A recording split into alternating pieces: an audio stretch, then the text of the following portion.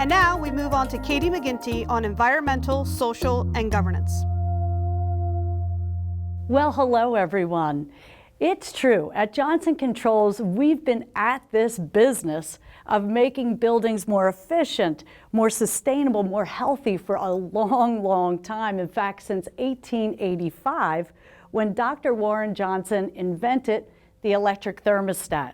And you know, we've been at it ever since, driving technology to make these buildings that we spend a heck of a lot of time in better places to live, to work, and to play. Now today, we are very excited. We're excited because the conversation has turned to sustainability. And for us, that's great news. One, we believe that sustainability is our business. And second, kind of behind the scenes, we've been working for a long time to help lay the foundation of sustainability thought and action. So sustainability stats, for example, not since 2020, but literally for 20 years, we've been reporting those stats. The UN Global Compact, we're proud to be one of the very first companies that signed the compact way back in 2004. And you know, energy, for a good time now, for a good number of years, we've actually offset 100% of our electricity consumption in our U.S. manufacturing facilities with renewable energy assets. Now, all of that work has led to results. So as we meet today, we've cut our greenhouse gas intensity by about 70%, energy intensity by about 50%, and we're really pleased that our customers have been with us on this journey. So we've been able, working with them, to cut their carbon footprint by some 31 million metric tons of carbon while saving them $6.6 billion. You know, even as I share those statistics, I hope and I expect that they're already out of date. Out of date because we're trying every day to put points on the board against our next round, 2025 commitments. And there, I'm really pleased to say that whether it's energy, greenhouse gases, waste, we are tracking on or ahead of schedule against those commitments. You might say, says who? We think that the stakes are really high when it comes to climate change, and that third-party validation is important. So those numbers I just shared with you, we've been having them third-party audited since 2011. This slide takes a bit of a bigger view, that outside look at how we're doing. And we are pleased that we're now on some 40 sustainability indices. We're happy to be in a leader band with the Carbon Disclosure Projects. That's top 12% in the world, in Corporate Knights' top 100 most sustainable companies, and of course, AAA with MSCI that puts us in that top 5% globally. Like a lot of companies and a lot of organizations and individuals, however, we really looked in the mirror and said, good, but good really isn't good enough. And I think that IPCC report recently drives home the point. We got to raise the bar, do more, do it faster, do it more thoroughly in terms of reducing those emissions. So we stood up in early this year with a comprehensive new set of commitments across environment, social, governance. George alluded to these new commitments, but let's dig a little deeper. So on environment, for example, I spoke a moment ago about our carbon intensity.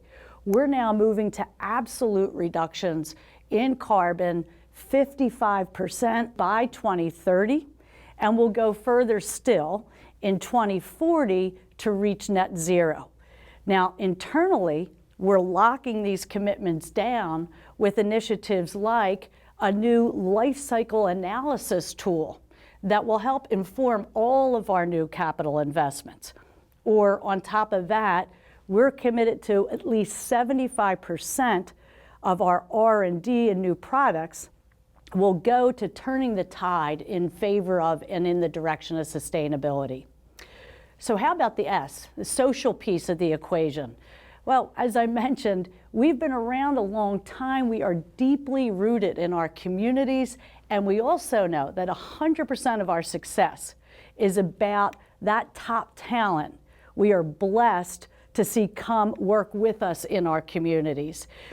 That external look, we're pleased to know that organizations like 3BL and Ethisphere have us in their leadership ranks. 3BL saying that we are one of the best corporate citizens in the world 16 times in a row, and Ethisphere including Johnson Controls among the most ethical companies in the world 14 times. Now that's a stat that only 4 other companies in our industry have ever achieved.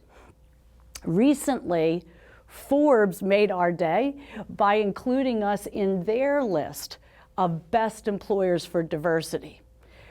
Once again though, good, not good enough. So we are on a mission, working hard now. Over the next 5 years, we want to double women and minorities in leadership in our company, and we're not going it alone. Reaching externally, we're launching new initiatives with community colleges, with historically Black colleges and universities. Why? To identify, to invest in, and lift up that next generation of leaders who are going to build that sustainable future with us and for the world. Let's look at governance. I certainly don't have to tell this crowd that you manage what you measure. And at Johnson Controls, all of these goals are tied to executive compensation. But this isn't a top-down thing at our company. It's bottom-up as well and enterprise-wide. So now more than 10,000 colleagues have these goals hardwired into their KPIs. And our board is stepping up as well. Governance committee, now governance and sustainability. Compensation committee, now compensation and talent development. So you might wonder why we are so laser focused on these issues. This slide tells the tale. It's really about 2 things. The planet needs it, and we are uniquely situated to deliver it. What's the it? The planet needs that first line to change. 40% of global greenhouse gas emissions coming from buildings, definition of not sustainable. But what about the solutions? Here's what we've learned by listening to our customers. We really need a double shot of innovation to decarbonize those buildings. That double shot is 1, technology, innovation in technology. And second is about partnerships and rethinking how those relationships work. So on the technology side, it's a couple-piece equation. To decarbonize buildings, you need to electrify them and digitalize them. So on electrification, as you'll hear from Jeff and others, we've brought forward the most comprehensive suite of heat pump technologies in the industry. What about the digitalization piece? Why is that so important here? Well, that's a 2-pronged story as well. First is you just can't get there from here. The depth of carbon cuts we need to make can't be achieved by looking at individual siloed pieces of equipment, even if, like our equipment, they are top of the line in efficiency. You need to be able to optimize across silos and, in fact, across whole systems. That's where OpenBlue, for example, delivers an additional 50% of efficiency on top of what any single piece of equipment can achieve. But here's the second reason you need to digitalize. Think about it. All of a sudden, we're electrifying heating, water, and vehicles. If we put all of that new electric demand, just dump that on the grid, we're going to crash the grid. Buildings need to be able to talk to the grid so that it is buffering the grid instead of burdening it. That's where OpenBlue comes in as well. Bilateral communication between buildings and the grid.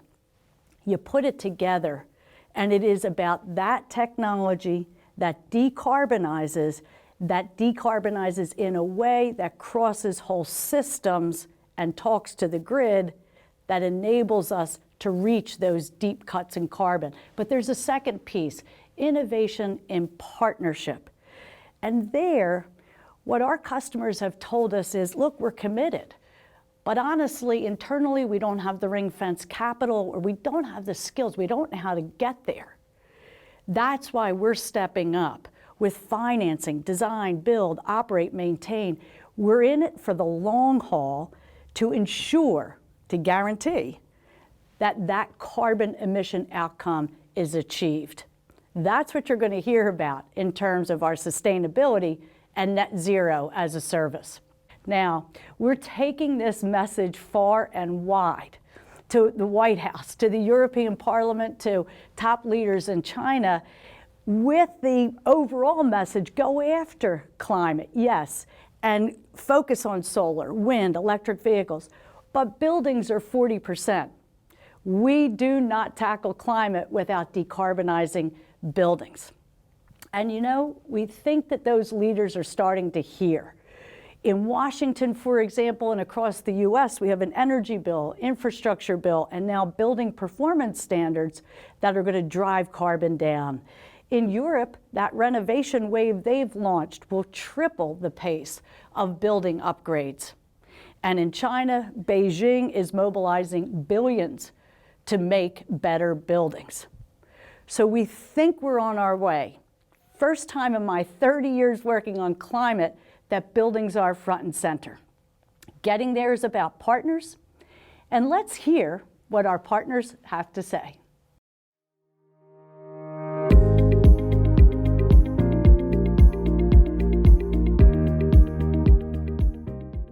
Singapore is advancing a whole-of-nation movement on sustainable development. Here at NUS, we are contributing to that mission by fostering strategic collaborations with industry partners and applying digital innovation to drive the future of urban solutions. We are combining the university's expertise in the science of cities and sustainability with Johnson Controls industry knowledge to co-create people-centric smart building systems to bring about impactful and radical changes to enhance the quality of life of the people in Singapore and the world.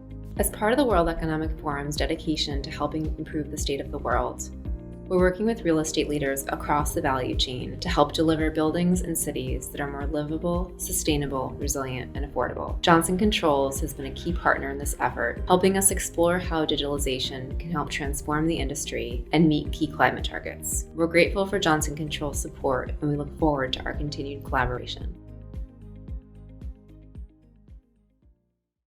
So that really is our sustainability story and action plan and delivery in a nutshell. It's about technology, partnerships to deliver healthy people, places, and planet.